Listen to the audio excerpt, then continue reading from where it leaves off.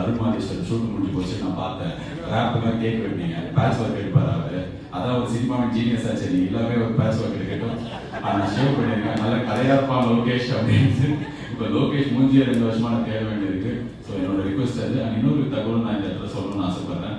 இந்த எலெக்ஷன் டே அன்னைக்கு எல்லாம் லோகேஷை தேடி சுற்றி போட்டு அடிச்சிருந்தாங்க, எங்க லோகேஷ் ஓட்டு போட போலியான்னு.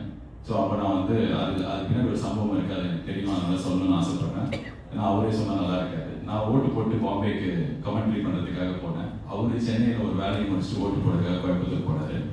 ஏர்போர்ட்டில் மீட் பண்ணிட்டோம், கட்டி பிடிச்சி பாசமாக நல்லா பேசி முடிச்சதுக்கப்புறம் நான் என் ஃப்ளைட்டுக்குள்ளே ஏற போக பார்த்தா இவர் 4 பேர் இழுத்துன்னு போகிறாங்க. பார்த்தா கேட்டு க்ளோஸ் பண்ணிட்டாங்க, ஃப்ளைட் அவரால் பிடிக்கும்.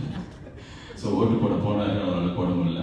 ஸோ இந்த உண்மை உலகத்துக்கு சொன்னதுக்காக வந்து நீங்கள் ஷேர் பண்ணணும். ஸோ விஷயம் இந்த entire team all the best. May இந்த படம் வந்து தியேட்டரில் போய் சப்போர்ட் பண்ணுங்க. மாஸ்டர் மகேந்திரன், நான் குழந்தையா இருக்கும்போது நீங்கள் குழந்தையா உங்களை பற்றி பேசலாம் கேட்டாரு. நீங்கள் எல்லாரையும் அண்ணா கூப்பிட்டு உங்கள் வயசை கம்மி பண்ணிக்கிறீங்க. நீங்கள் தான் எல்லாருக்கும் அண்ணா. தமிழ் சினிமாவில் கிட்டத்தட்ட எஸ்பி சேகர் ஹீரோவாக நடிக்க முடியல, இப்போ அவர் பையன் அஸ்வின் சேகர் ஹீரோவாக நடிக்கிறோம். நீங்க இருக்கீங்க, என்ன செதுக்கினதே அவர் தான் அப்படின்னு நீங்க சொல்ற இன்டர்வியூ பார்த்து நான் செதுக்கியிருக்கேன், என்ன செதுக்கிட்டு இருக்கேன். So I'm a big fan of your interview, speech, Instagram reels, films எல்லாமே. நாட்டாமல அந்த மாமா அந்த அக்கா கையை அப்படி ஆரம்பிச்சு இப்போ வரைக்கும் அவங்க கையை இறுக்கி பிடிச்சிருக்கேன். என் கண் முன்னாடியே நான் வளர்ந்துருக்கேன், நீங்க ஆனால் குழந்தையாவே இருக்கீங்க. ஐம்